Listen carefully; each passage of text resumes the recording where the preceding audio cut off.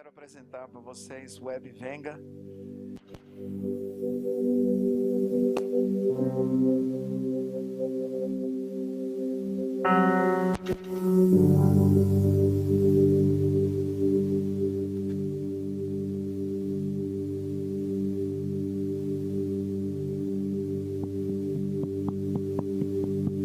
Não vou nem arriscar mais o outro.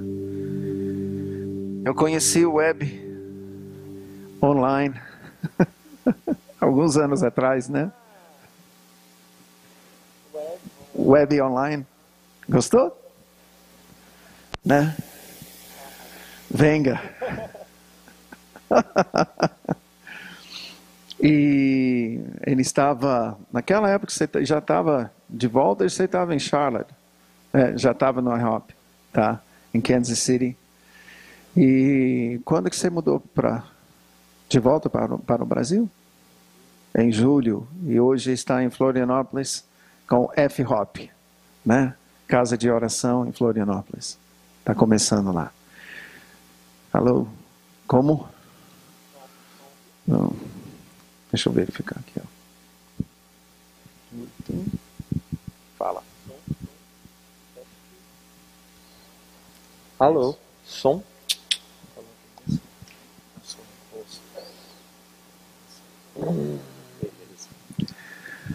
Agora sim. Isso. Tá bom? Tá bom? Satisfeito? Vamos orar pelo Web? Amém. Senhor, te louvamos, te bendizemos pela oportunidade de ter o Web aqui conosco. Obrigado. Queremos, Senhor, pedir a bênção do Senhor sobre ele. Amém. Nós queremos ouvir o teu coração, sentir o Senhor, aquilo que o Senhor tem colocado de peso na sua vida. Nós queremos ouvir, Pai. Queremos ser edificados, queremos ouvir tua voz, queremos te ver. Abençoa, Senhor, o Web nesse momento, que ele seja voz para as nossas vidas, em nome de Jesus. Amém. Amém. Amém. Obrigado, Mike. Boa tarde.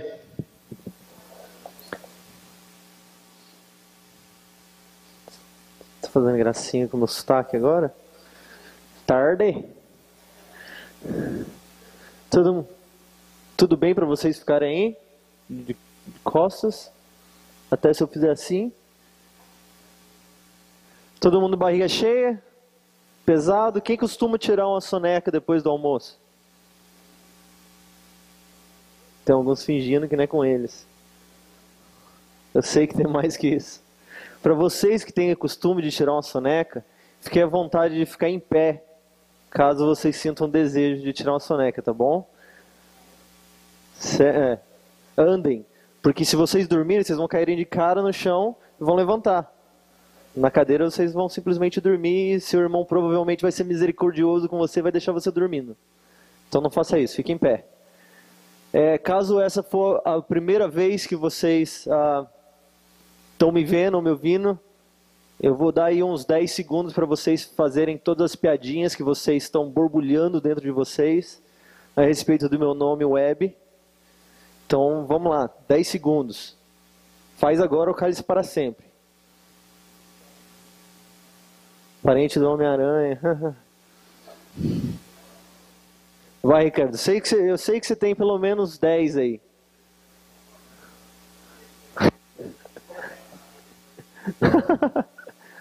Nada. Não quero mais ouvir piadinha, hein?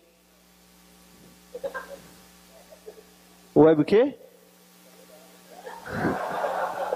Outro dia estava em São Paulo, alguém veio para mim com a maior cara de pau.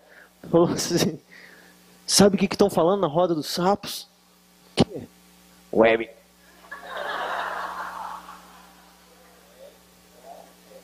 Fazer o que com isso, cara?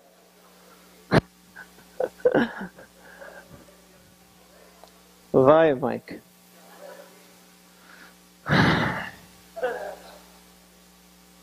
Mais alguém?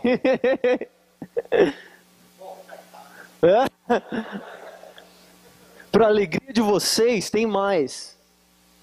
Eu nasci em Varginha.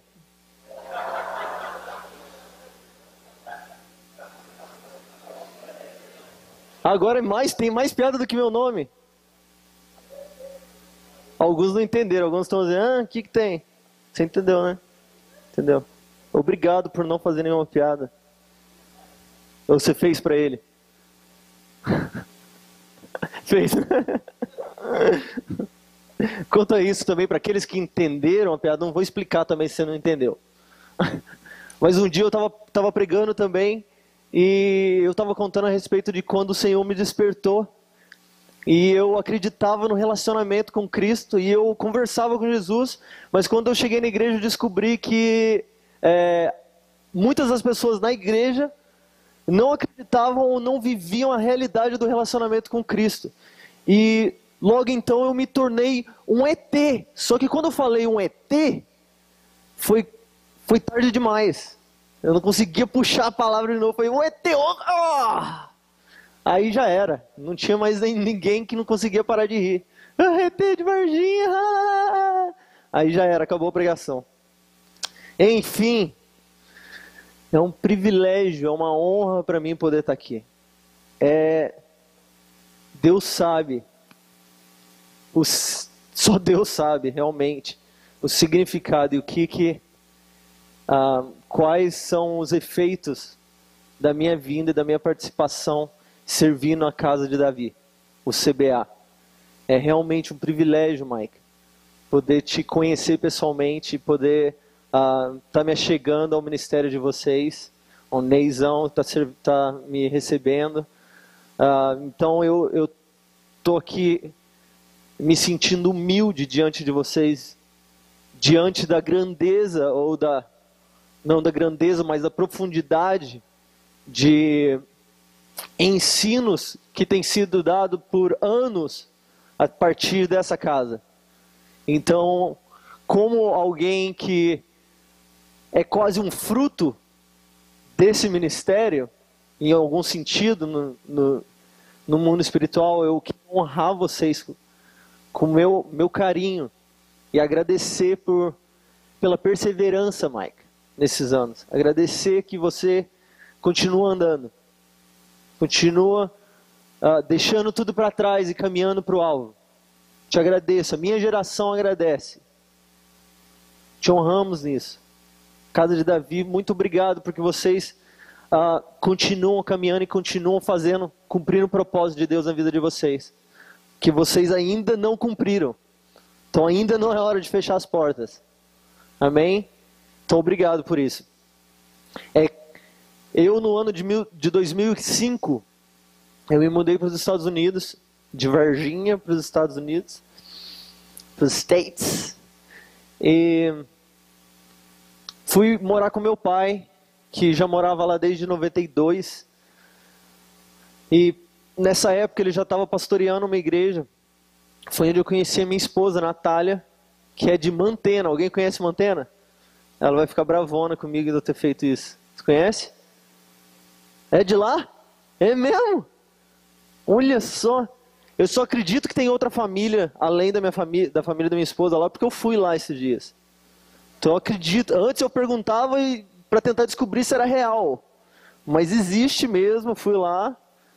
É tipo, eu me senti assim, alcançando os povos. Eu cheguei lá. Mas conhece a família da minha esposa, os Apolinários lá, Veloso? Não, claro que não, uma cidade grande. Então, eu conheci a minha esposa lá, que foi para lá atrás do sonho americano. Eu fui para lá para morar com meu pai. E por causa de uma palavra que Deus me deu para ir para os Estados Unidos. Já ela foi para lá para ganhar dinheiro. Ela não era cristã. E na ida dela para lá, o Senhor deu uma promessa, usou um pastor para profetizar na vida dela. Um ano depois ela se converteu. E se converteu na igreja onde meu pai era um dos pastores. Graças a Deus pelaquela igreja. Graças a Deus que minha esposa estava lá quando eu cheguei. Conheci minha esposa. Resumindo a história, 1 ano e meio depois nos casamos. 29 de setembro de 2007 nos casamos. Em novembro de 2007, 2 meses e meio, 2 meses praticamente depois que nos casamos, nos mudamos para um lugar direcionados por Deus. uma base missionária que se chamava Casa de Oração Zadok. Foi engraçado também a respeito disso, que lá eles eram uma casa de oração 24 horas. Eles nunca fechavam. Assim dizia. Na nossa lua de mel, nós ficamos numa praia que eram 3 horas desse lugar, em Charlotte. Era em Myrtle Beach. O Mike conhece, o Mike tomava sol lá. E ficamos lá. Como? É verdade, sabia. Então, Ô, Mike. Quebrou meu pensamento, minha linha. Eu tô pensando se eu tô tomando sol lá em Myrtle Beach. Lua de mel. Então, na lua de mel eu falei assim pra minha esposa: poxa, Deus tem falado tanto, já faz 1 ano e meio que Deus está falando, e Ele vai nos mandar para ser treinados, para sermos treinados nessa cidade. Vamos lá conhecer? Vamos lá para você ir ver? Porque eu já tinha ido. Ela falou: vamos. Dirigimos 3 horas e meia até lá. Chegamos lá, era mais ou menos umas 6 horas da tarde, já escurecendo. E eu todo empolgado, minha esposa vai conhecer casa de oração, vai chegar lá, vai ter adoração rolando, bababá, vai curtir muito aonde Deus está enviando a gente. Entramos na porta, não tinha ninguém tocando, não tinha ninguém cantando, não tinha ninguém fazendo nada. Aí aquele primeiro baque, bum, minha esposa: é aqui que você está falando que a gente vai? Para que Deus está enviando a gente? E enfim, era o dia off, era o dia de folga das pessoas que trabalhavam, do staff da equipe. E eles tinham acabado de ter um turno e estavam lá atrás conversando a respeito do turno. Então eu cheguei bem naquela hora, assim, onde de repente foi o primeiro baque. Meu Deus, é 24 horas, não é? O que é? Enfim, foi a nossa primeira exposição às chamadas casas de oração. Eu sei que todos vocês vieram aqui e é muito fácil de nós que estamos aqui simplesmente achar que todo mundo sabe do que eu estou falando. Mas eu vou assumir que nem todo mundo sabe o que é uma casa de oração. Amém? Tem alguém que não sabe do que se trata e que está aqui para entender melhor o que é uma casa de oração? Ótimo, pelo menos 2, obrigado. Então eu vou assumir que todo mundo, ninguém sabe do que eu estou falando. Em 99, começou-se em Kansas City uma reunião de oração perpétua, contínua. E essa reunião não parou até hoje.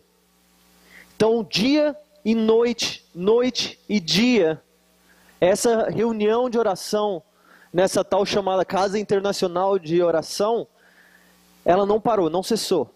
Então, músicos e cantores se revezam de 2 em 2 horas, em períodos de manhã, tarde, noite e madrugada, com estudantes, com músicos, cantores, intercessores, de várias formas de intercessão, de várias formas de adoração, e eles continuam essa reunião depois de 14 anos.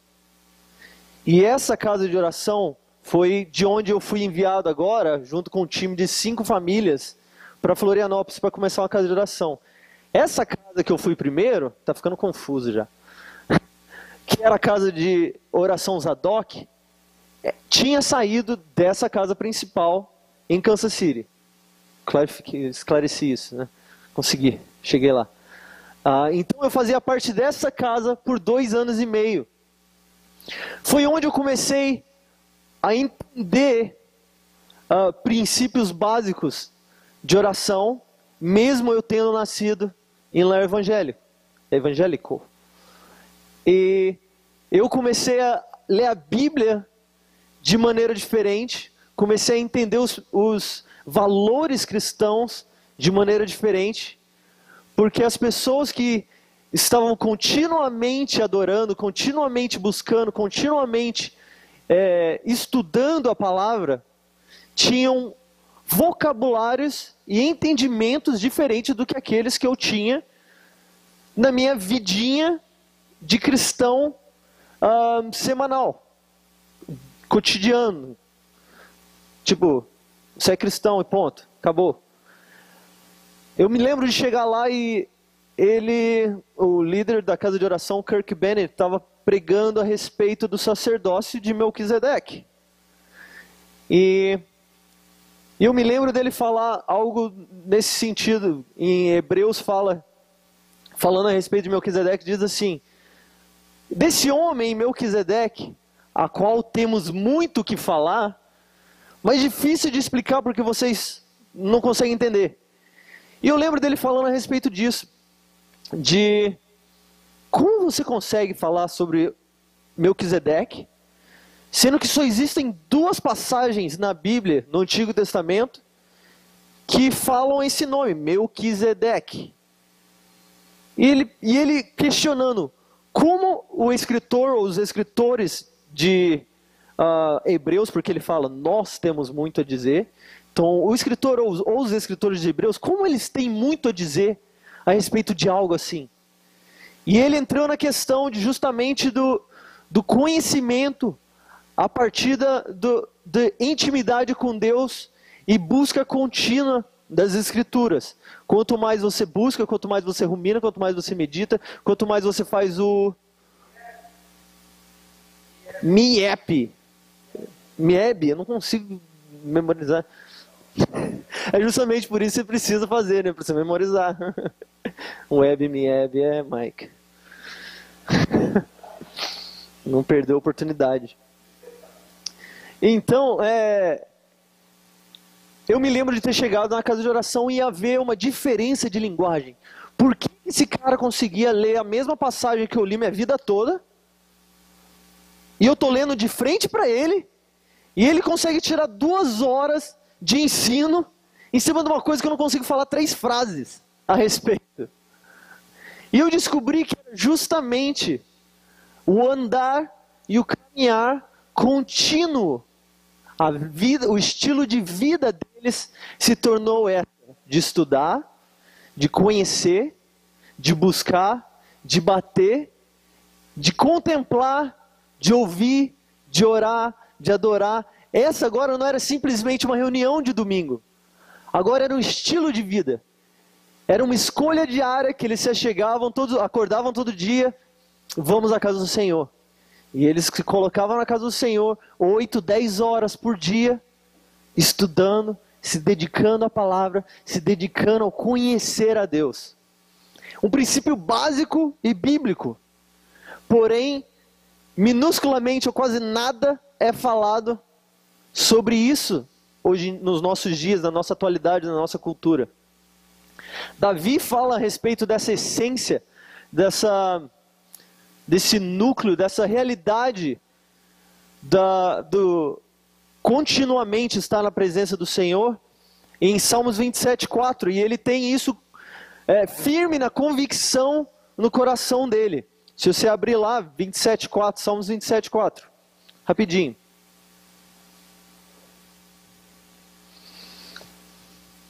Não era parte da minha pregação, mas abre lá.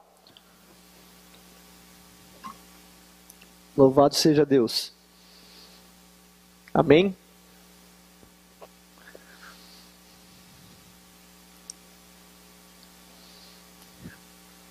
Cinco, 4, 3, 2, 1. Ok? Então Davi era o maior rei da terra, no seu tempo, nos seus dias. Era o rei mais rico da terra em seu tempo. E ele tinha tudo que ele queria, nada faltava. Mas você vê nesse versículo, ele fala uma coisa que é contrário de tudo que nós achamos que um rei deseja. Ele diz assim: uma só coisa eu desejo. Quer dizer, peraí, por que você tem tudo que você tem então? Uma só coisa eu desejo. Quer dizer, no momento que eu me assento no meu trono, no momento que eu tenho reis e reis e reinos debaixo dos meus pés, só existe uma coisa que eu desejo. E essa uma coisa é o meu propósito de vida. Essa uma coisa é o que eu desejo, ele diz. É o que eu busco. É o que eu anseio. Que é o quê? Alguém lê bem forte. Cri, cri. Que eu possa habitar, ou que eu possa morar, ou que eu possa estar na casa do Senhor todos os dias da minha vida. Quer dizer, ele era um rei que tinha tudo. Tinha as donzelas, tinha o ouro, a prata, tinha terras, nações, mas um desejo só queimava no coração de Davi. O que será que Asaf está fazendo? O que será que Jedutum está profetizando? Estou perdendo, será que eles conseguiram cantar aquele salmo que eu escrevi? O que será que a glória do Senhor de que maneira a glória do Senhor, a presença do Senhor está sendo manifesta lá no tabernáculo? É isso que queimava no coração dele. Quando eu estou aconselhando reis e aconselhando as pessoas, qual é o seu problema? Na verdade eu estou ouvindo aqui, mas desse lado do meu cérebro eu estou assim: Deus, eu quero estar na tua casa. Deus, eu estou perdendo. Eu sou rei, mas eu quero ser sacerdote. Eu estou no reino, mas eu quero estar no tabernáculo. Continuamente, Deus me coloca na sua casa todos os dias da minha vida. Para quê? Para contemplar a sua beleza, para contemplar a glória do Senhor, ver, e o quê? Aprender ou buscar o seu conselho em sua casa. Ele era um rei. Quem aconselhava o Davi? De acordo com ele, ele ia para a casa do Senhor e buscava o conselho de Deus. Então Davi manifestava o desejo de: eu quero continuamente estar na casa do Senhor para ver, para ouvir, para aprender e para adorar. Você vê nos salmos dele. Continuamente ele diz: exaltado seja o Senhor, santo e muito digno. Em outros salmos ele escrevia de forma diferente. Ele dizia: poxa Deus, até os pardais encontraram casa, até as andorinhas fizeram ninho para si e para seus filhotes. Aí em outro ele diz: me faça como uma coluna em sua casa. O desejo dele era permanecer na presença do Senhor continuamente. Relacionamento com Deus. Essa era a mesma uma coisa que Maria no Novo Testamento, Maria de Betânia, tinha no seu coração. Vocês lembram da história de Maria de Betânia? Maria de Betânia aparece 3 vezes na Bíblia. 3 vezes aos pés do Senhor. As 3 vezes que fala de Maria de Betânia, ela está aos pés do Senhor. Sabia disso também? E eu amo a história de Maria, porque a primeira vez é quando Jesus veio em Betânia almoçar na casa dela. Marta, a irmã mais velha, está preocupada com muitas coisas, preocupada com churrasquinho, com Coca-Cola que vai faltar. E Maria está aos pés de Jesus, só ouvindo.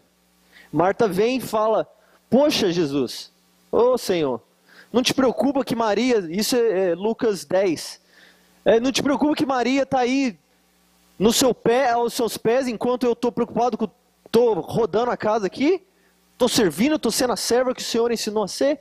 Jesus fala: não, Marta. Marta, Martinha, Martona. Deixa eu te falar.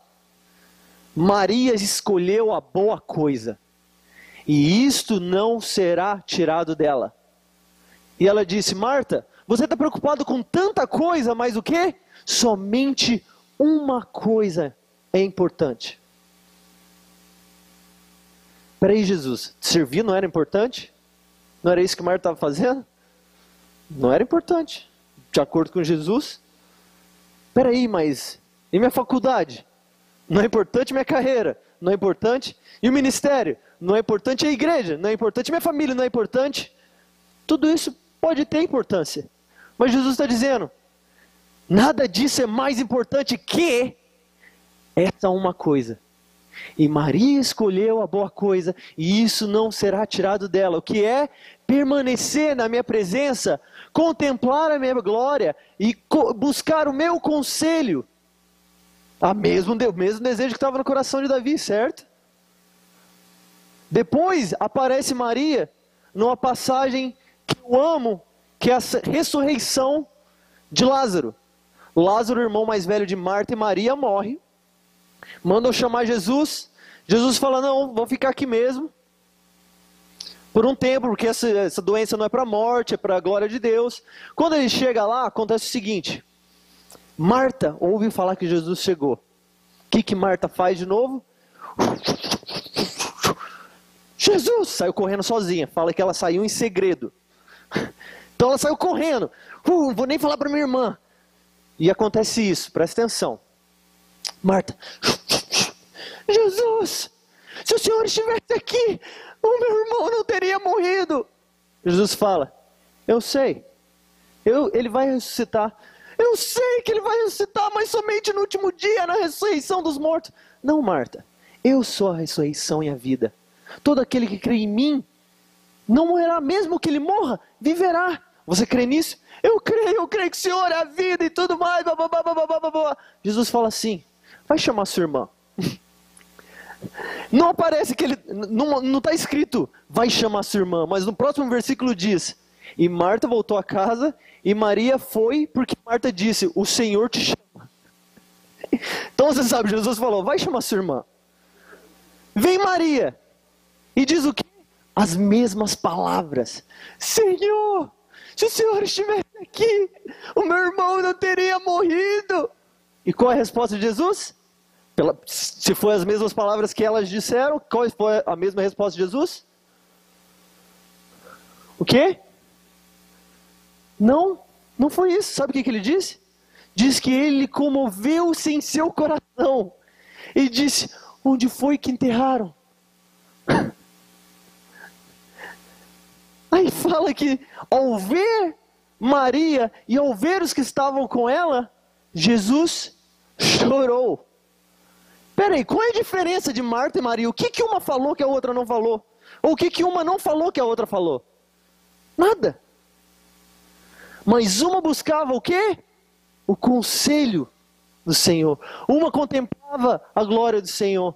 Na próxima passagem que fala de Maria, eles estão num jantar na casa de Simão. E Maria vem com um vaso de alabastro, de perfume, um perfume caro que mais ou menos custava 1 ano de trabalho. E ela vem e quebra em cima de Jesus, mais uma vez aos pés de Jesus, mais uma vez no chão, mais uma vez chorando, mais uma vez lavando. E de repente o que acontece? Diz numa das versões, num dos evangelhos que alguns dos apóstolos falavam contra ela. Diziam, por que se faz esse desperdício? Por que usar algo que poderia ser dado aos pobres para lavar os pés de Jesus? Afinal de contas, os apóstolos não estavam junto com Jesus? Não estavam na presença? Onde é que eles estavam quando Jesus falou o que vai acabar de dizer? E ele disse assim, deixa a menina em paz. Simão, Judas, deixa a menina em paz, rapaz. Essa menina está me ungindo para a morte que eu estou há 1 ano falando para vocês que vai acontecer comigo. Faz um tempão que eu estou diante de vocês falando assim, estamos indo para Jerusalém, vou sofrer, vou ser levantado no madeiro, vou morrer. Nenhum de vocês fez nada. Mas essa menina ouviu as minhas palavras. Ela viu as minhas obras. E ela fez o melhor que pôde para me preparar para a minha morte. Quem era essa mulher? O que ela tinha? O que ela fazia? O que tinha no coração dela? Ou no ouvido dela que ela ouvia o que os outros não ouviam? Que ela viu o que os outros não viam? Mas Jesus fala algo interessante a respeito dela. Ele diz assim, onde quer, em todo mundo, que o evangelho for pregado, o que essa mulher fez, será lembrado como memorial diante de mim. Não sei se vocês entenderam, mas 2000 anos depois, aqui estou eu, testemunhando da profecia que Jesus deu. Cumprindo as palavras do nosso Senhor Jesus. Testemunhando de que essa mulher, Maria, de Betânia, irmã de Marta, irmã de Lázaro, ungiu o Senhor, se entregou por completo e desejava uma só coisa, que é permanecer na presença do Senhor. Cumprir a profecia, aleluia! Já posso assinar essa. Cumpriu uma profecia bíblica. Então nós vemos que o desejo de permanecer na presença do Senhor é bíblico e é simples. É constante. É uma decisão que nós como cristãos precisamos ter no nosso caminhar. É necessário que cada dia nós decidamos, tá certo? Olha, viu, Mike? Gostou dessa? O Mike, professor de português. Uai. Que nós decidamos, vou falar de novo, que nós decidamos permanecer na presença do Senhor, entrar na presença do Senhor, para contemplar a sua glória, para ouvir o seu conselho, para o exaltar, para o dar glória, para o dar aquilo que Ele é digno. E foi nessa casa de oração a primeira vez que eu ouvi a respeito do mover de adoração e de oração contínua. Era um conceito novo para mim. Não sabia, nunca tinha ouvido falar. O que isso quer dizer? Quer dizer que pessoas escolhem permanecer na presença do Senhor continuamente, como se esse fosse a principal ocupação delas. Quer dizer que existem pessoas que a única função delas na sociedade é estar numa sala, fazendo o que Maria e que Davi desejavam. Para vocês isso não é um conceito tão novo, casa de Davi. Vocês já fazem isso. Pessoas que deixaram tudo, como Davi fez com os levitas e disse: esses levitas estão isentos de qualquer outra ocupação, pois eles servirão na casa do Senhor, no tabernáculo, para exaltar, para profetizar, para cantar ao som de harpas, permanecer na presença. E é muito claro para nós hoje que é real.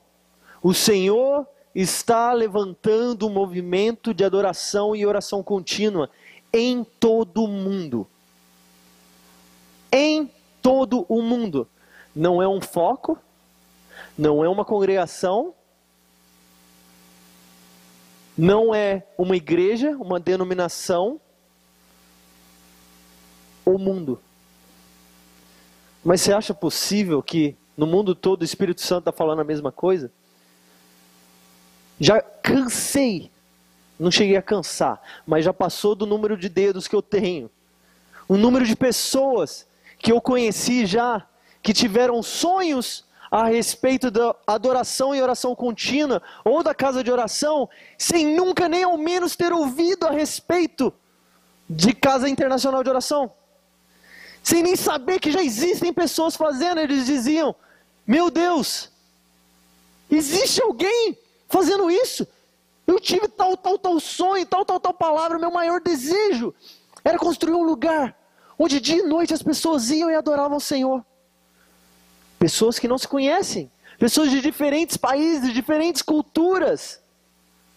Deus está orquestrando algo que nem denominação, nem grupo, nem país, nem tipo de língua pode conter, ou pode se isolar, ou pode dominar.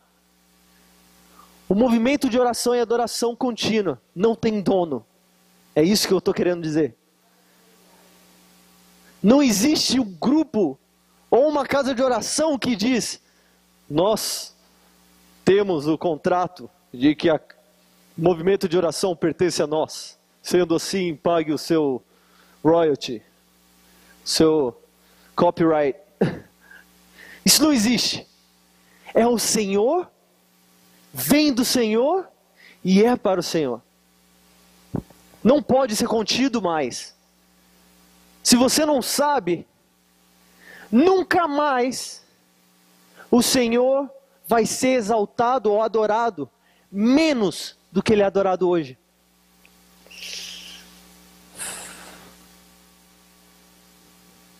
Se isso não te assusta, isso me assusta.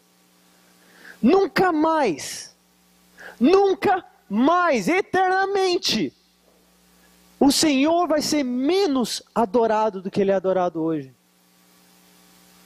A partir do momento que casas ou igrejas que oram, ou grupos familiares, ou células, ou igrejas, comunidades, se ajuntam para exaltar o nome do Senhor continuamente, nunca mais pode ser menos. Daqui para frente só aumenta. Só aumenta. Cada dia que um lugar se ajunta e diz, vamos nos unir para exaltar o nome do Senhor. É adicionado ao nível de adoração que o Senhor recebe na terra. Isso nunca aconteceu. Nunca aconteceu. Nós sabemos de várias histórias, vários lugares, Irlanda, sabemos de outros lugares que tiveram focos de adoração ou intercessão contínua por anos, até 100 anos. Mas nunca houve, ao redor da terra, a manifestação da adoração e oração contínua, como existe no nosso tempo. Você sabe que você é privilegiado por ver isso? Você sabe que você faz parte de uma geração que nunca mais, ou que nunca vai poder olhar e dizer, não existe adoração contínua ao Senhor na terra. Nós fazemos parte de uma geração que irá adorar mais e mais e mais e mais até a volta do Messias. Que peso maravilhoso! Que esperança da glória é essa? De termos o privilégio de fazer parte de uma geração que irá preparar o caminho do Senhor em proclamação de quem Ele é, declaração da beleza do Senhor. Senta diante dEle como um sacerdote, entra diante da presença de Deus. Oh, o Senhor é lindo. Oh, o Senhor é digno. Sim, Senhor, a Tua santidade é perfeita. E sai da presença dEle como os sacerdotes faziam. Iam diante do povo. E agora, a partir de um lugar de intimidade, conhecimento de Deus, eles abriam a boca e declaravam a verdade, e declaravam a justiça, declaravam o ensinamento, ou assim será na nossa geração. Como? Por quê? Nós somos uma geração que cumprirá dezenas de profecias nessa mesma linha. Eu não sei se isso traz temor no seu coração, ou um desejo pela uma coisa, a única coisa que importa, ou se isso traz medo, ou se isso é irrelevante para você. Eu sei que para mim, isso chacoalha o meu espírito, e me faz pensar, e se eu não adorar? E se eu não der a Ele a glória devida? Para que eu vivo? Para que sou eu casado e tenho 2 filhos? Para que meus filhos viverão? Se não para dar glória ao Senhor? Para que criar filhos para não ensiná-los a conhecer a Deus? Eu gosto de dizer uma frase assim: não existe honra maior para um homem do que conhecer o seu próprio Criador. Sabia disso? Não existe maior honra para o homem do que conhecer o seu Criador. Nem dinheiro, nem trabalho, mansões, Hummer. O sonho dele é ter um Hummer, do Ricardo. E nada disso te dará maior honra ou maior dignidade do que você ser um homem que conhece a Deus, o seu próprio Criador. Se a nossa geração se permanecer na presença do Senhor. Nós lemos muito a passagem que hoje foi lida. Eu quero ler em Mateus, a versão de Mateus 21:13. Jesus vem em Jerusalém, os discípulos estão com ele, festejam, porque afinal o Messias chegou. Fazemos parte da equipe do exército do Messias que vai chegar em Jerusalém. Vai quebrar tudo, vai descer fogo do céu. Vamos conquistar, Jesus vai reinar e nós vamos ser os príncipes com ele. Uhul! É isso que os discípulos esperavam, é isso que Israel esperava. Aí vem o Messias cavalgando em um jumento para dominar Jerusalém, se tornar rei. O que Jesus faz?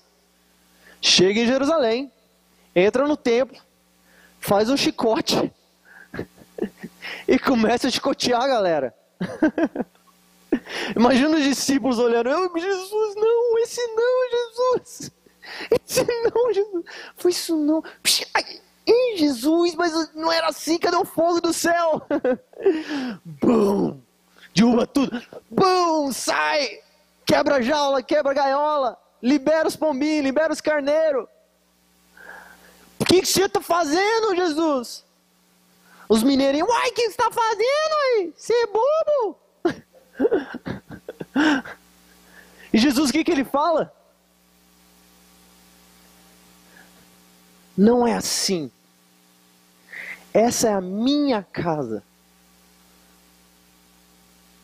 A minha casa não será, o que ele diz, não será um covil de ladrões, mas a minha casa será uma casa de oração para todas as nações.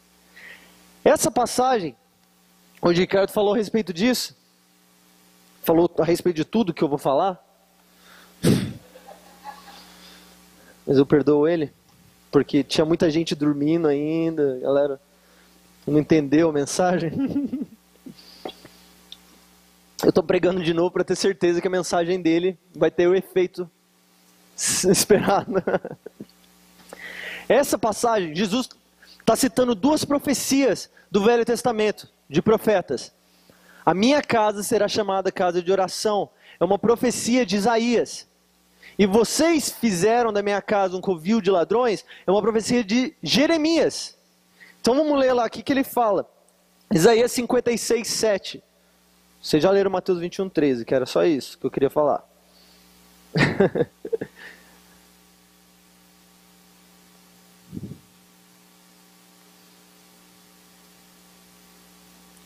A casa de oração a qual Jesus fala é o plano de ataque do Senhor para a conquista dos gentios. Nós vemos que de princípio Deus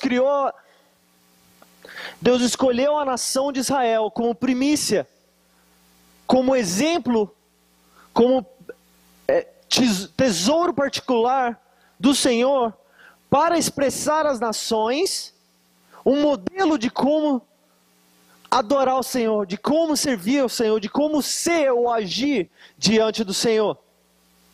Mas depois, ele fala nessa passagem que ao invés disso, a casa do Senhor será aberta para todos os gentios. E ele fala com essas palavras.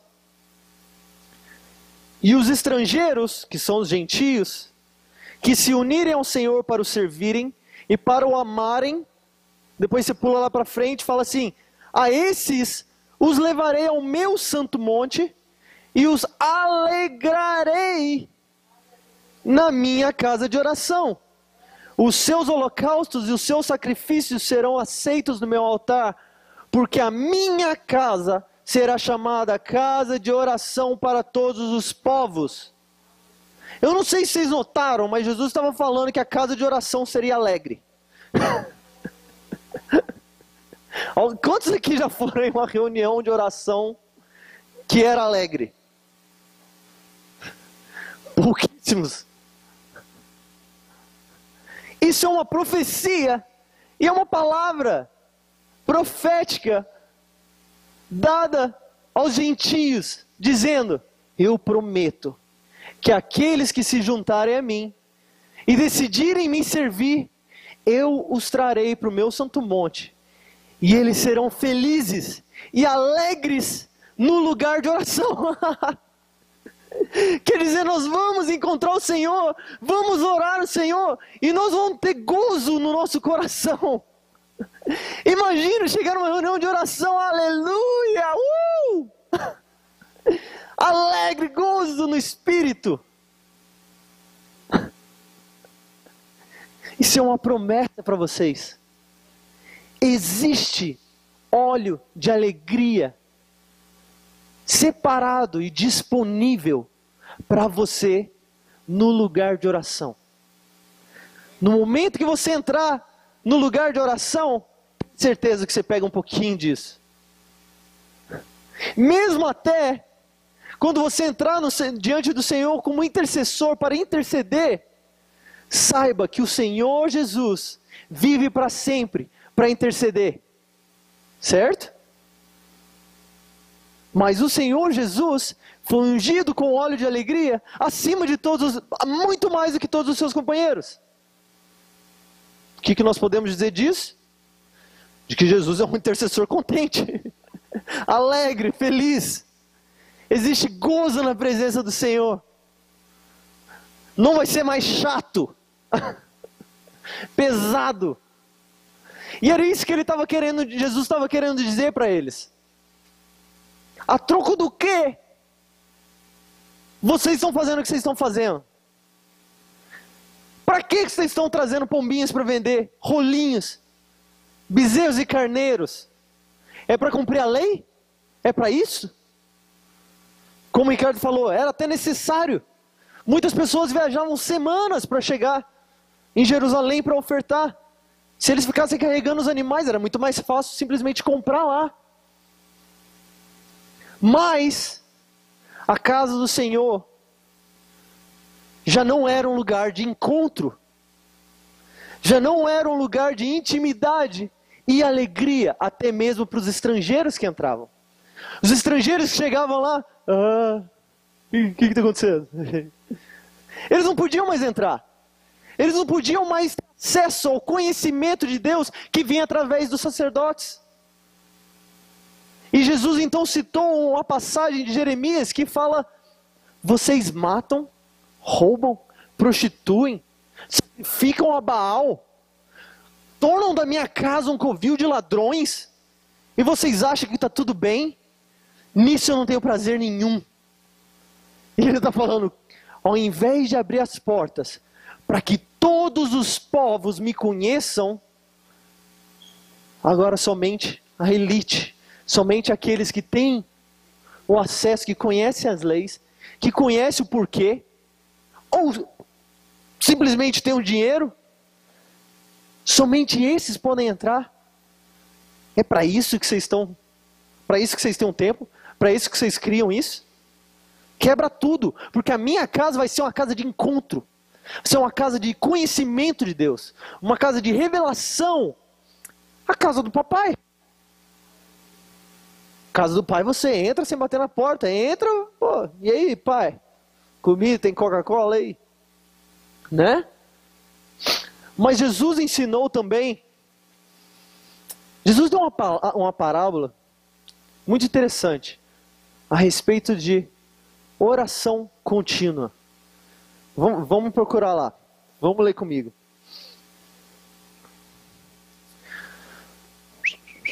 Lucas 18:1.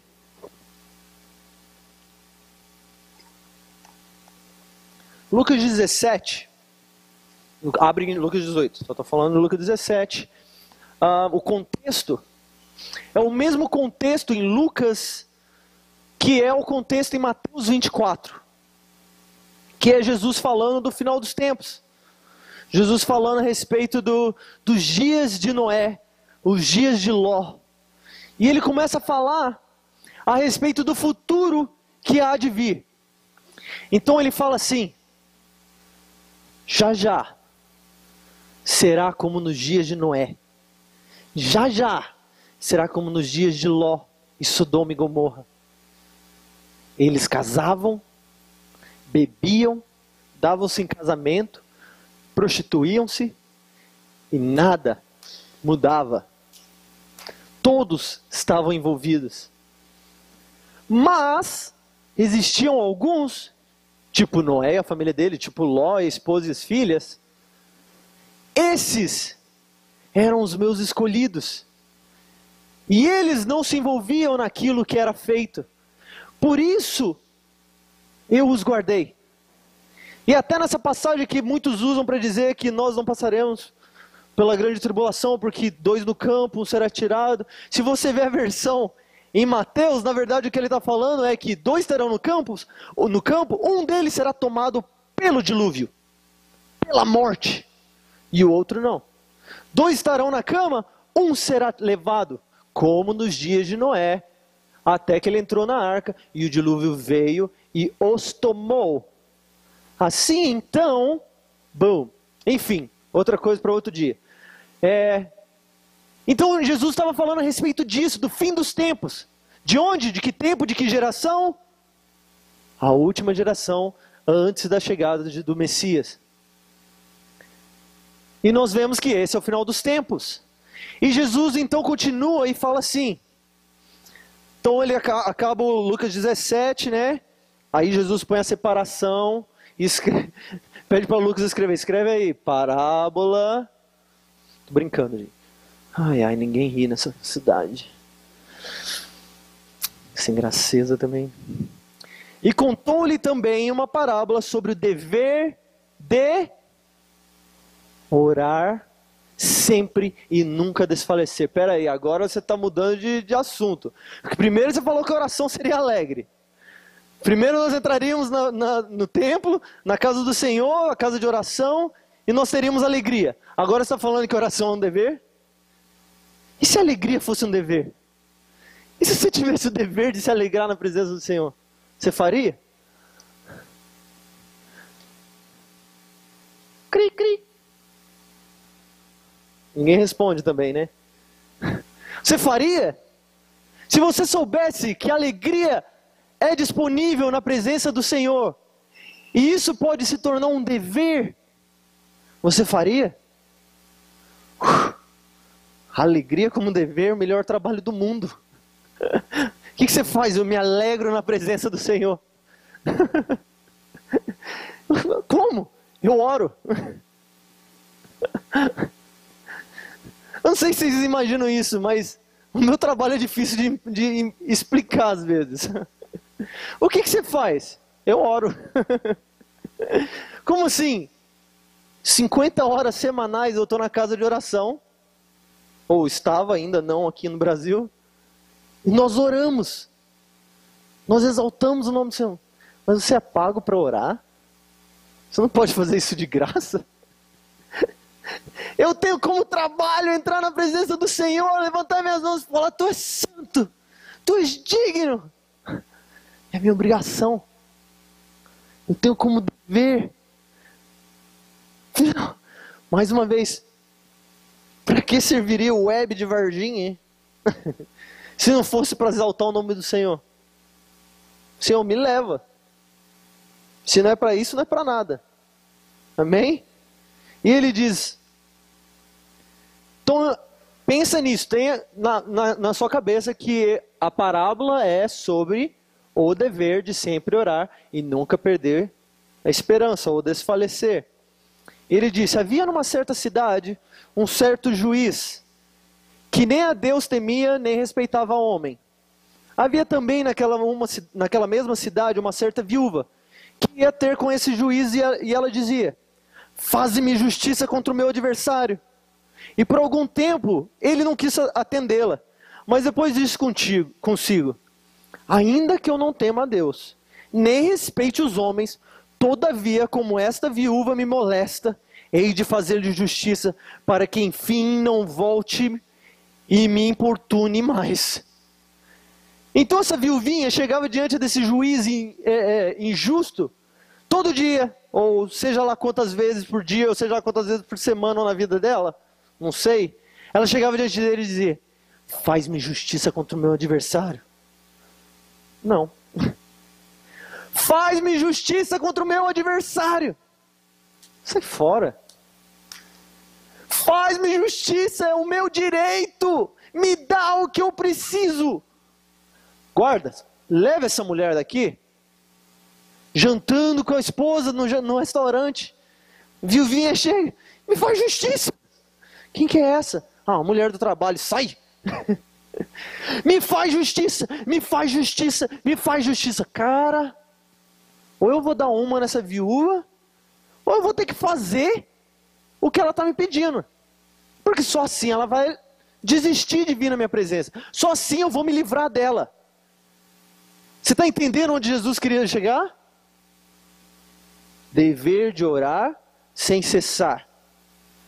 No caso da viúva, ela estava orando por um juiz injusto, que não temia a Deus, nem temia o homem, nem se importava com ninguém. E ela dizia, me faça justiça. Incessantemente, dia e noite, me faça justiça. Me dá o que é meu por direito. Conserta aquilo que está errado. Faz certo aquilo que está errado. E Jesus diz assim, veja, ouça o que o juiz injusto diz para ela. Ou quem é esse injusto juiz? Agora pense, não fará Deus, que é um juiz justo, justiça aos seus escolhidos, que o clamam dia e noite?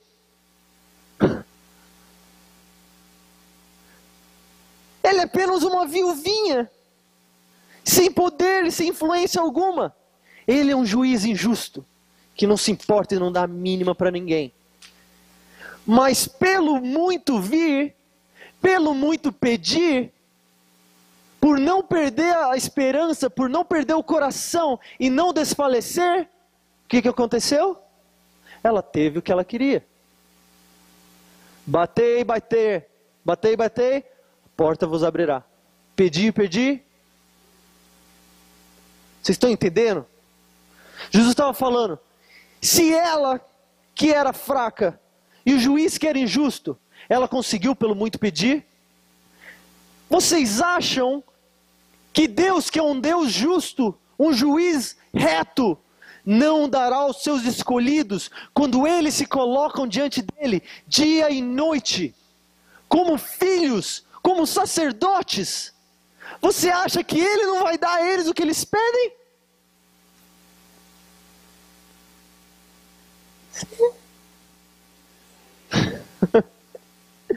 Ele fala, mesmo que haja uma demora momentânea, haja um atraso, eu te digo que rapidamente ele trará justiça. Mais uma vez, lembre que contexto que ele contou isso? Contexto do fim, contexto dos dias de Ló, contexto dos dias de maior trevas na face da terra. Haverão justos, haverão escolhidos, haverão homens e mulheres no meio de uma geração pecaminosa que se colocarão diante do Senhor dia e noite, dia e noite. Senhor, traz justiça. Senhor, volta. Senhor, faz certo o que está errado. Senhor, perdoa o sangue inocente derramado.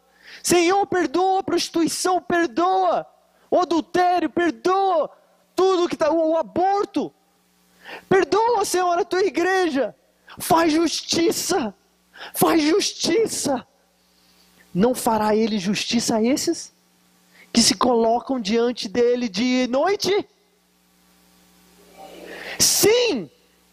Mas aí Jesus faz uma pergunta intrigante. Olha lá. Versículo 8. Mas digo-vos que depressa lhes fará justiça. Porém, quando esse filho do homem voltar, achará ele fé na terra?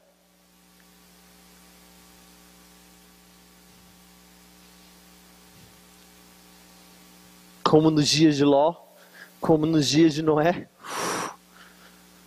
Achará ele fé na terra? Achará ele homens e mulheres que se colocam diante dele dia e noite? Achará ele homens justos como Ló, como Noé, sua família? Essa pergunta deve ter doído. Oh, será que Jesus está dizendo: nós vamos perder o coração e vamos desfalecer e vamos nos perder? Eu respondo essa pergunta para vocês. Sim, ele achará. Sim, ele encontrará fé na terra. Sim, quando o Filho do Homem voltar, ele encontrará fé em Londrina. Ele encontrará fé no Brasil. Sim, Jesus, quando o Senhor voltar nas nuvens do céu, com todos os seus anjos celestiais contigo, cavalgando um cavalo branco. Sim, o Senhor encontrará uma noiva no Brasil. Sim, Jesus, o Senhor encontrará pessoas que se colocam diante de ti dia e noite clamando por justiça. Sim, Jesus, nós nos colocaremos diante de ti dia e noite, constantemente, desejosos da presença do Senhor, desejosos da alegria disponível para a gente, rodeados de trevas, rodeados de perseguição, rodeados de tribulação, medo talvez.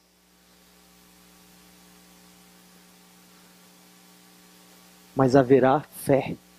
E fé vem pelo ouvir, e o ouvir a palavra de Deus. Uma coisa eu desejo. Lembre Cântico dos Cânticos? Beija-me com os beijos de sua boca. Beija-me com os beijos de sua palavra. Ou como Paulo fala, lavando a noiva, lavando a igreja com as águas de purificação, para apresentar uma noiva santa, pura, imaculada, através do conhecimento e da intimidade. Se te perguntarem quem é Jesus, quem tu dizes que eu sou? E tu? Quem sou eu? Ou eu mesmo pergunto para vocês: quem sou eu? Quem é o Web? Vocês sabem o meu sobrenome? Hã? Venga. E o meu nome do meio? Como? Você falou Jesus? O que você falou, irmã? Hã? Website Venga.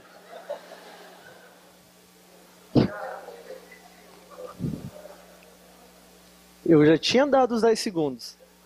Já tinha acabado essa história. Nós já tínhamos nos tornado amigos. Você viu, Mike?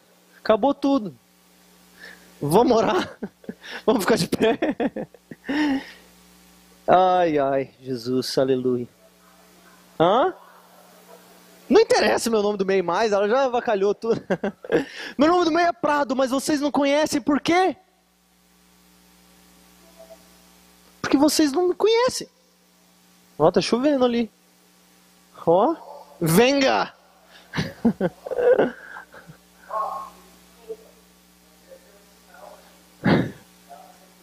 Uhum. Tá bom. Por que vocês não me conhecem ou conhecem o meu nome? Quem vocês dizem que eu sou? Afinal de contas, eu já estou aqui falando com vocês há quantos minutos? 40? 50? Não sei que horas eu comecei.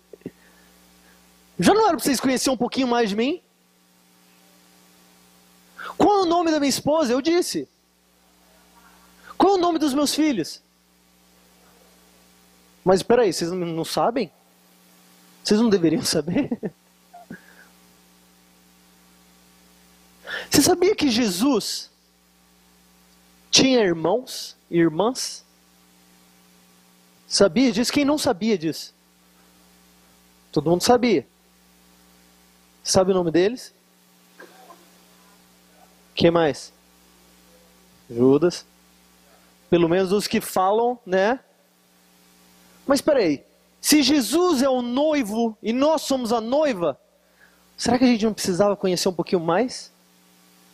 Ou saber um pouquinho melhor? Vocês sabem o nome dos meus irmãos?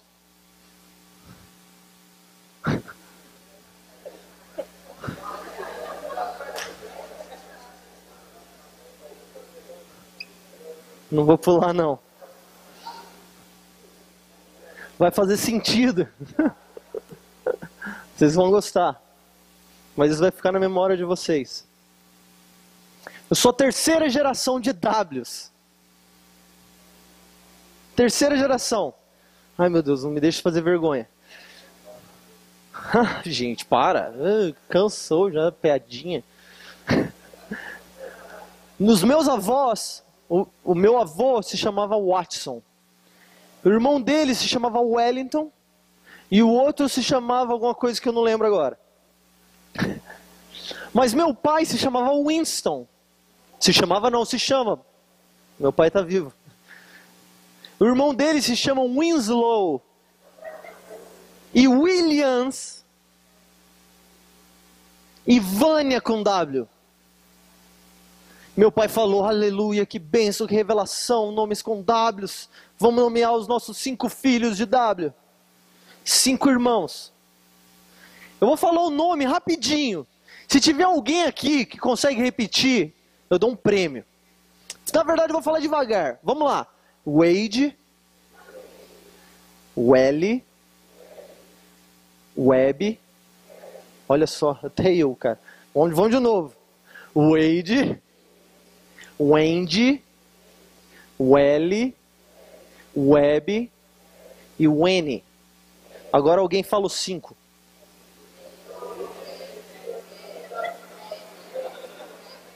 Ih, quase. Gente, é muito fácil. Wade, Wendy, Welly, Webb, Winnie. Wade, Wendy, Welly, Webb, Winnie. Wade, Wendy, Welly, Webb, Winnie. Você já conhece um pouquinho melhor de mim, certo? Porque agora nós estamos gastando tempo juntos. Eu estou falando a respeito de mim para vocês. Pergunta para minha esposa. Qual é o nome dos irmãos do Web? Ela vai falar Wade, Wendy, Welly, Winnie. Wade, pai do Benny. Welly, pai da Sofia e do Tom. Estão entendendo? Winnie casada com Mike. Wendy casada com Cadu. Tal fulano é mãe do esposo de ciclano.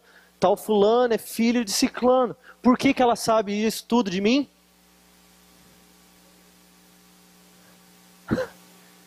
Intimidade, relacionamento, tempo gasto, encontros, conversas. Se Jesus vai voltar, se Jesus existe, será que a gente não deveria estar conversando com Ele um pouquinho mais?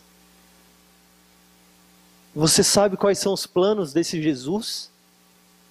Você sabe onde Jesus está agora? Você sabe o que Jesus está fazendo? Você sabe com quem que Jesus está? Você sabe como Jesus vai voltar? Para onde Ele vai voltar? Para que Ele vai voltar? Você sabe? Isso tudo está na Bíblia, gente. Fácil assim. Mas meu ponto é, Jesus vai voltar para uma noiva. E Jesus não vai voltar para uma noiva que não o conhece. Jesus também não vai voltar para uma noiva imatura. Uma noiva que não sabe lidar com as situações cujas eles vão passar. Jesus está voltando para reinar sobre toda a terra. Para redimir a criação. Preparar um santuário na terra para o Pai vir morar com seu povo. A noiva precisa estar preparada. A noiva precisa saber tomar decisões. A noiva precisa se parecer com o noivo. Para que ela possa ser um com o noivo. E para que ela possa reinar, Jesus possa reinar através da noiva. Na terra. Reino de sacerdotes.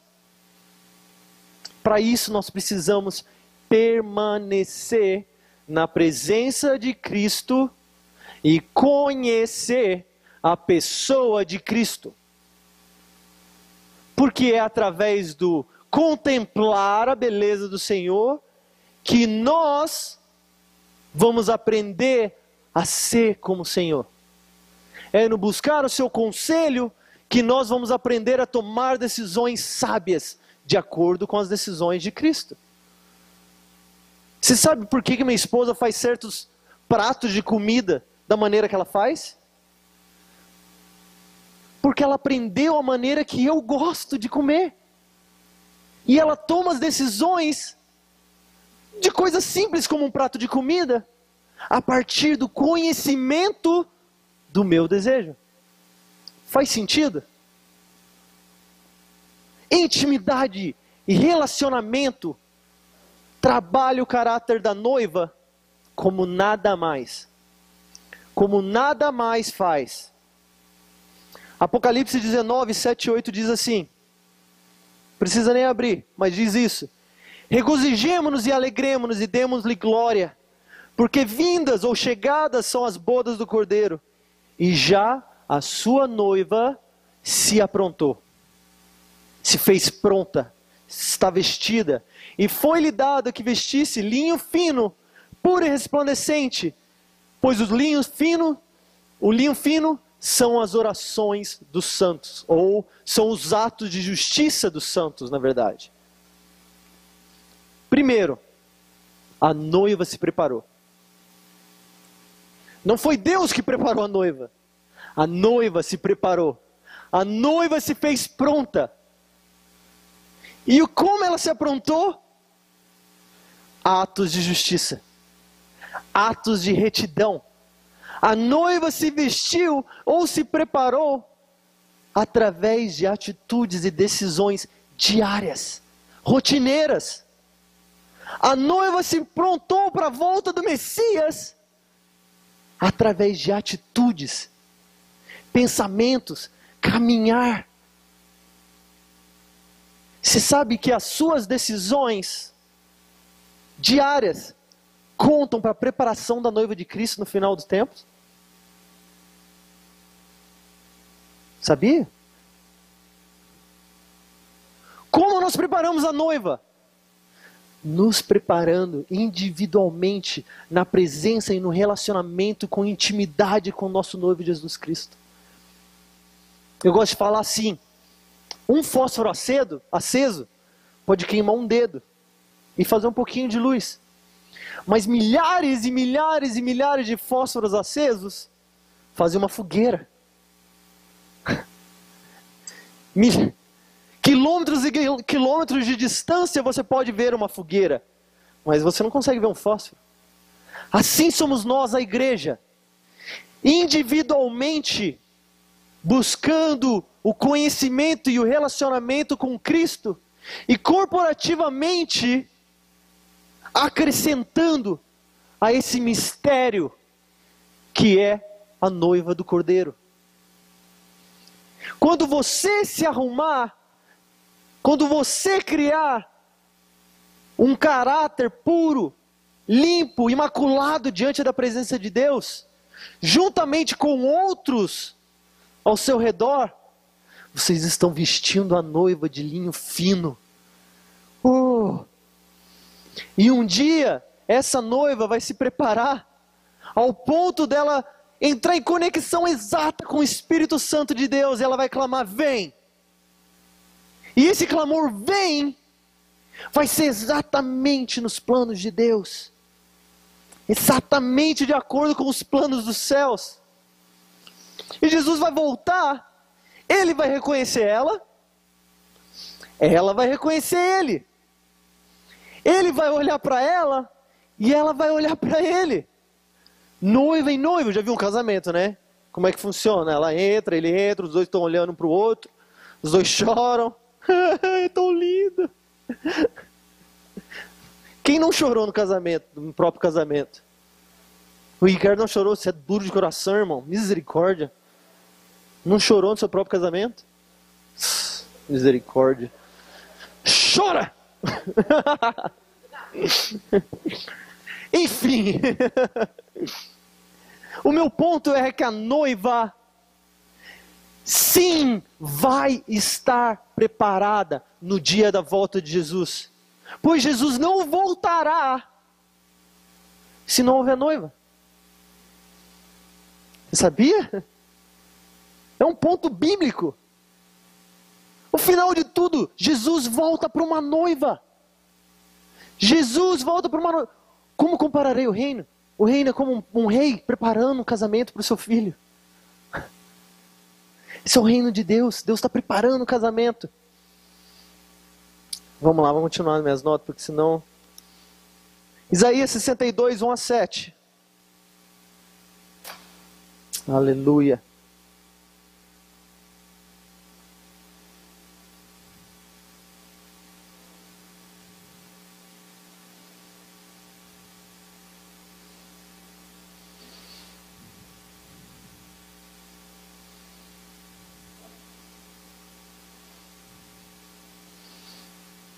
Então nós nos tornamos testemunhas, ou fósforos acesos, ou noiva de Cristo, através de nossas decisões individuais, no contexto corporativo.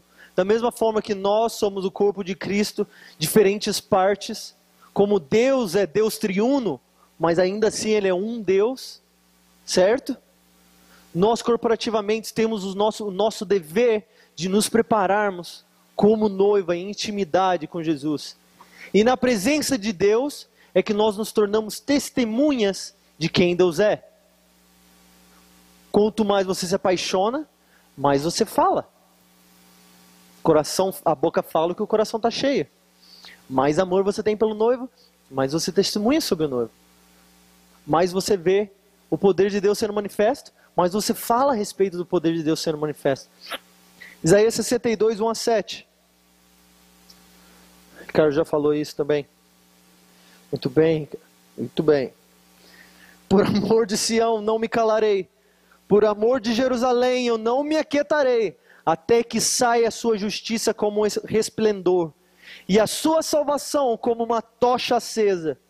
E quem? As nações ou os gentios verão a tua justiça, e todos os reis a tua glória. Chamar-te-ão por um novo nome que a boca do Senhor designará. 3. E serás uma coroa de glória na mão do Senhor, e um diadema real na mão do teu Deus. Nunca mais te chamarão desamparada, nem a tua terra se denominará jamais assolada, mas te chamarão, o meu prazer está nela, o Éfzeba, e a tua terra, a casada, porque o Senhor se alegra em ti, e a tua terra se casará, porque como um jovem se casa com a virgem, assim os teus filhos se casarão contigo, e como o noivo se alegra na noiva, assim se alegrará de ti o teu Deus. Aqui está o versículo chave. Ó Jerusalém, lembra o 1, por amor de Sião eu não me calarei, Deus falando, agora ele fala, ó Jerusalém, sobre os teus muros eu coloquei atalaia, ou eu coloquei guardas, sentinelas, e eles não se calarão, nem de dia e nem de noite. E ele fala, ó vós, sentinelas, guardas, atalaias, os que fazei lembrar do Senhor. Lembra de Maria? O que Maria se tornou? Um memorial. O que ela fez? Ele fala em outras palavras, vós que fazei lembrança de mim, vós que sois memorial diante de mim, constantemente na minha presença, não descansai, não haja descanso em vós, nem deis a Ele, Deus, descanso, até que Ele confirme, e até que ponha Jerusalém por louvor na terra. Essa profecia me fascina, e eu vou dizer por quê. Deus está falando que existirá um momento na história humana, que Ele colocará pessoas que clamarão dia e noite, pela exaltação ou pela colocação de Jerusalém como glória na terra. Sabe quando Jerusalém será uma glória na terra? Quando Jesus voltar. Somente quando Jesus voltar e reinar, se colocar como rei em Jerusalém, Jerusalém resplandecerá como uma tocha acesa. Jerusalém será como luz para todas as nações. Então, essa profecia será cumprida.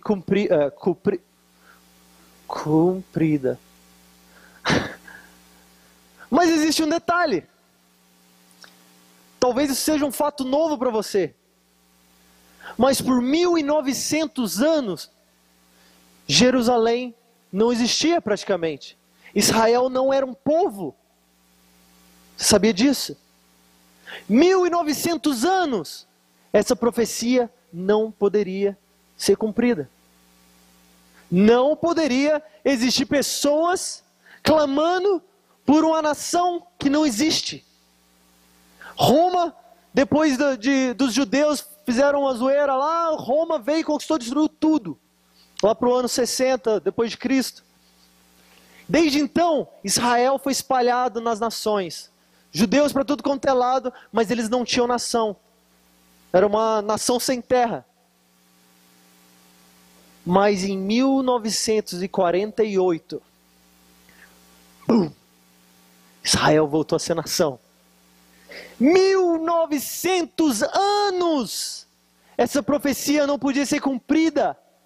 Desde 1948, existe uma geração, a primeira geração em tanto tempo, que pode cumprir esta profecia. Se colocar diante do Senhor, dia e noite, até a volta do Messias. Vocês estão entendendo? Está fazendo sentido o que eu estou falando, gente? Existe uma profecia em Isaías 62, que só uma geração pode cumprir ela. A última geração que se colocará sem descansar a Deus, como juiz justo, lembra? A viúva, se colocando diante do juiz. A justiça, até que ele cumpra. Achará ele fé na terra? Aí a resposta: sim, eles se colocarão diante de mim como atalaias, como vigias, e clamarão dia e noite, dia e noite, dia e noite. Restaura Jerusalém, exalta o teu nome, Jesus, toma o teu cetro, vem reinar, vem o teu reino em Jerusalém. Agora nós podemos cumprir essa profecia. Primeira geração que pode cumprir essa profecia depois da vinda de Jesus. Aleluia. Abre na última passagem, eu vou terminar. Apocalipse 4, 8.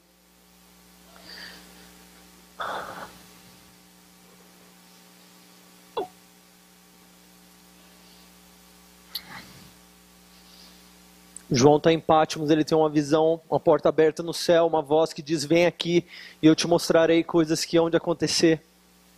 João sobe, viu coisas que ele consegue descrever com algumas palavras fracas.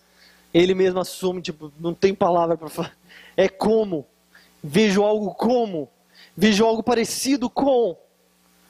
Mas ele vê diante do trono 4 seres viventes, que são os mesmos seres viventes que Ezequiel viu. E ele se coloca diante daquela imagem, e esses seres viventes se colocam dia e noite. Vamos ler, antes de eu falar. 8. E os 4 animais tinham, cada um por si, 6 asas, e ao redor e por dentro estavam cheios de olhos. E não descansavam nem de dia, nem de noite, dizendo: Santo, Santo, Santo é o Senhor Deus, o Todo-Poderoso, o que era, o que é e o que há de vir. Na versão original ele diz: e eles diziam: Santo, Santo, Santo, Santo, Santo, Santo, Santo, Santo, Santo é o Senhor Deus Todo-Poderoso, aquele que era, que é e que há de vir.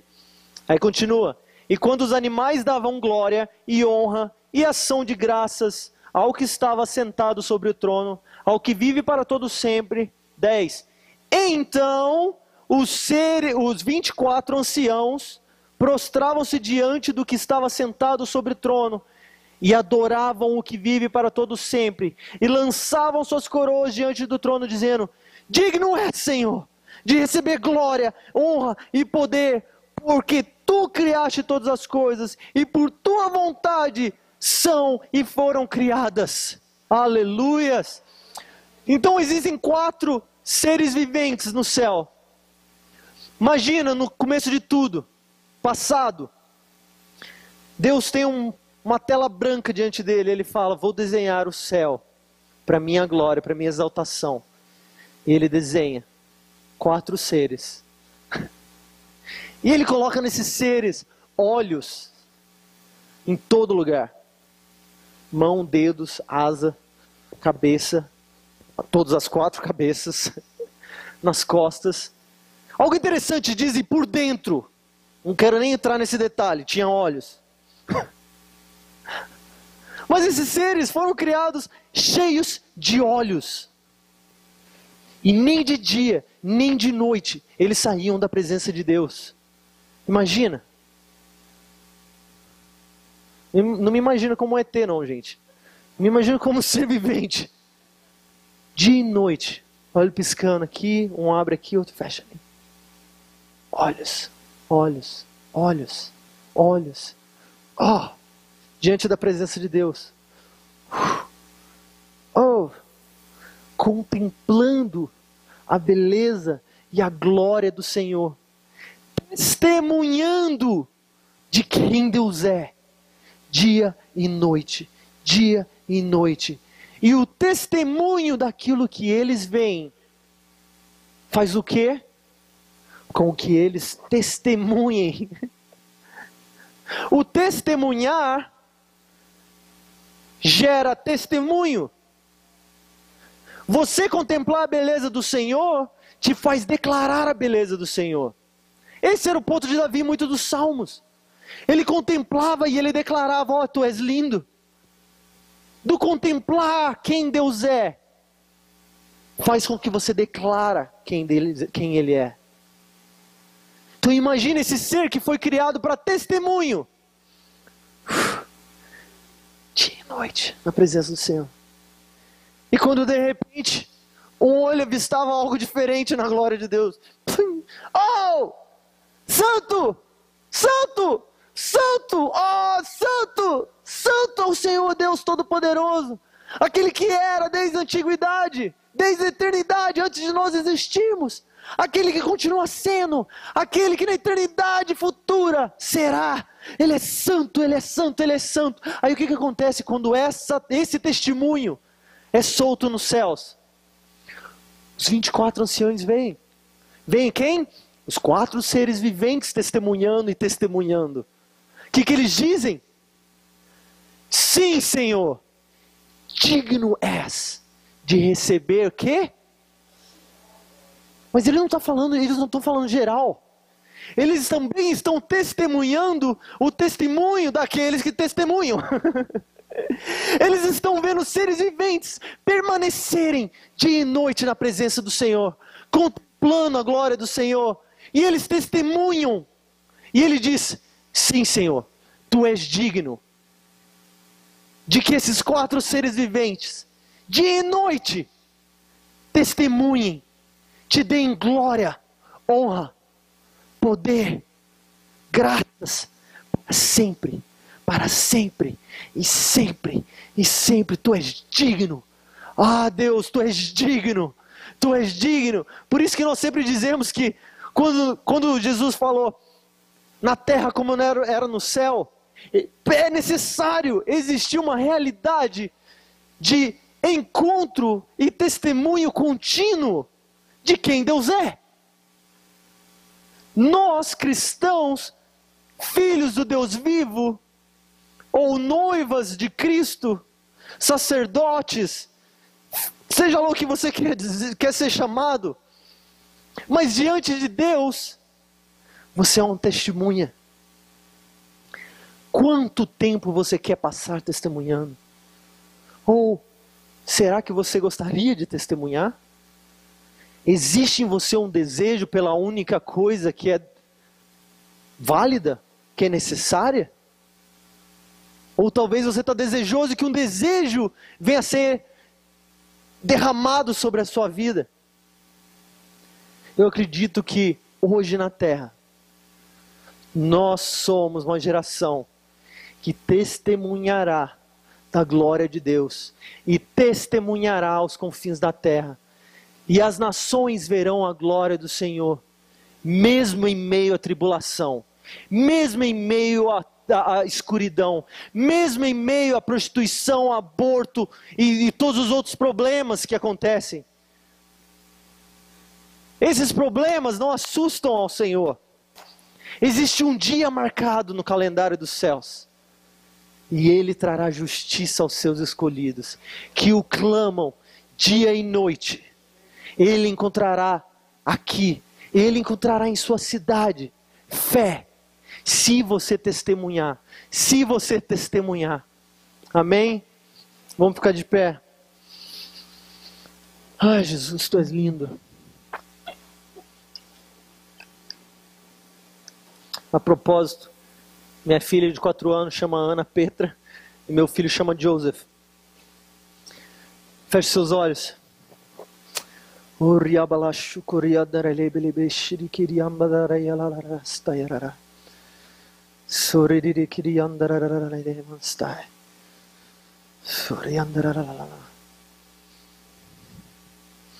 Existe uma realidade no nosso meio, de que muitos de nós, noivas de Cristo, filhos de Deus, não acreditamos ser real e possível a interatividade e o relacionamento íntimo com Jesus Cristo.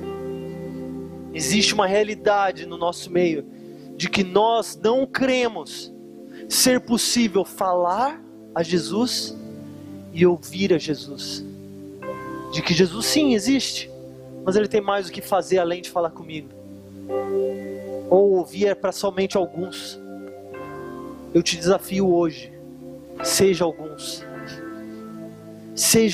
do que acreditam ser possível a comunhão da noiva com o noivo. Te desafio agora, entra na presença do Senhor, fala para Ele: Jesus, até esse momento eu não creio, mas eu creio agora. Ija-me com os beijos de Sua palavra. Lava-me com as águas das Suas palavras. Me fala quem eu sou. Me convida para a Sua presença. Leva-me ao Seu santuário.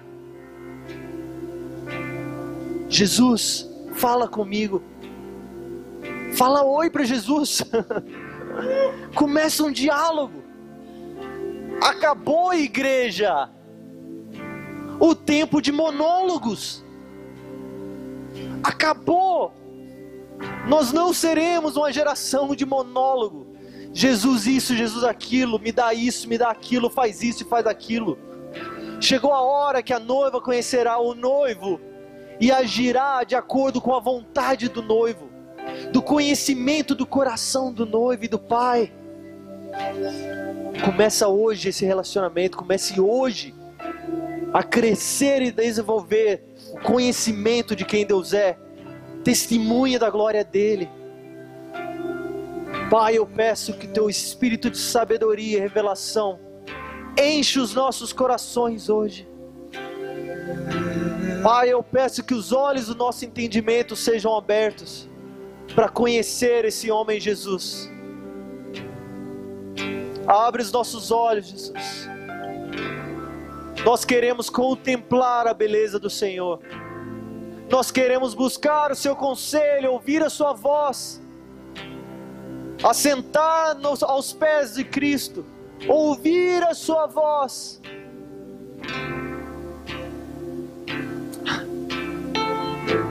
Até o pardal encontrou casa em sua casa, em seu santuário. Faz de nós colunas na sua casa. Enraiza-nos no seu lar. Enraiza-nos na sua presença. Enraizados e fundamentados no seu amor, na sua presença. Oh Jesus, a realidade de quem Tu és, revela-nos. Revela-nos, Jesus, hoje a realidade de quem Tu és, ó noivo. Gere em nós paixão pelo seu nome. Tu és santo, tu és digno de que aqui em Londrina o seu nome seja exaltado dia e noite.